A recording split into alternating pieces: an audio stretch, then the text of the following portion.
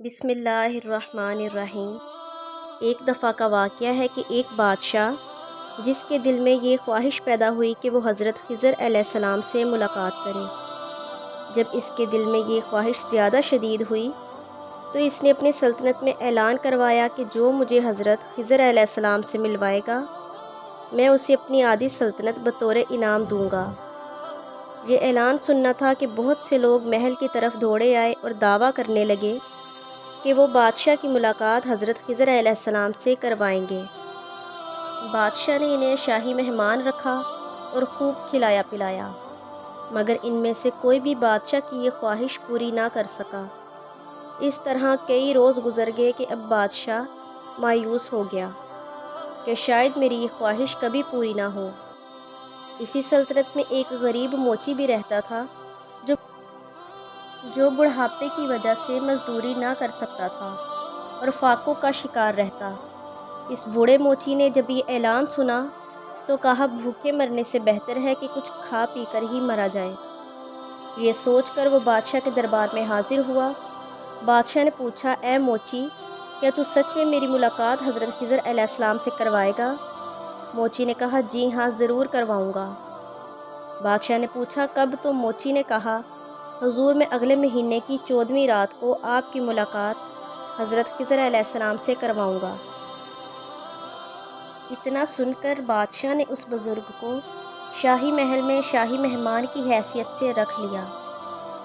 بس پھر کیا تھا، بوڑھا موچی جی بھر کر کھاتا پیتا اور ساتھ ساتھ دعائیں کرتا، اے اللہ میری لاج رکھ لینا۔ بالآخر وعدے کا دن آن پہنچا۔ موچی بادشاہ کو ایک کھلے میدان میں لے گیا۔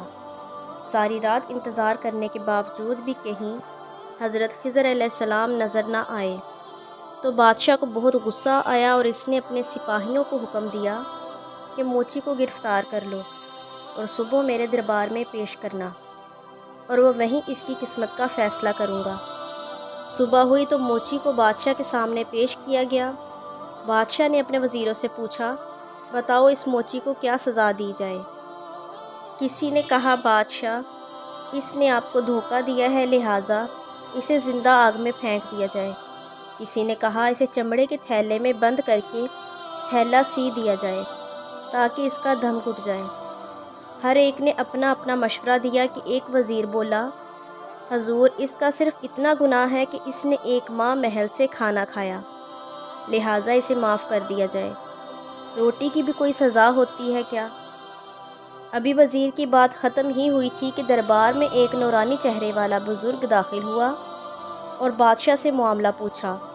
تو بادشاہ نے سارا ماجرا بیان کیا تو بزرگ بولے، بادشاہ سلامت، ہر کوئی اپنے اصل کی طرف جاتا ہے، آپ کے تمام وزراء نے بھی ایسے ہی کیا۔ بادشاہ نے حیرانی سے پوچھا، وہ کیسے؟ بزرگ کہنے لگے، پہلا وزیر ایک کمار کا بیٹا ہے، اس لیے اس نے موچی کو آگ میں پھینکنے کا مشورہ دیا۔ دوسرا وزیر ایک موچی کا بیٹا ہے، اس لیے اس نے موچی کو چمڑے کے تھیلے میں بند کرنے کا مشورہ دیا۔ معاف کرنے والے وزیر کا تعلق سادات خاندان سے ہے، رحم اس کی فطرت میں شامل ہے، اس لیے اس نے موچی کو معاف کرنے کا مشورہ دیا۔ بادشاہ نے اپنے وزیروں کی طرف دیکھا تو سب نے سر جھکا دیا اور بولے، بزرگ نے بالکل درست فرمایا ہے۔ بادشاہ بہت حیران ہوا اور پھر بزرگ سے پوچھا، آپ کون ہیں؟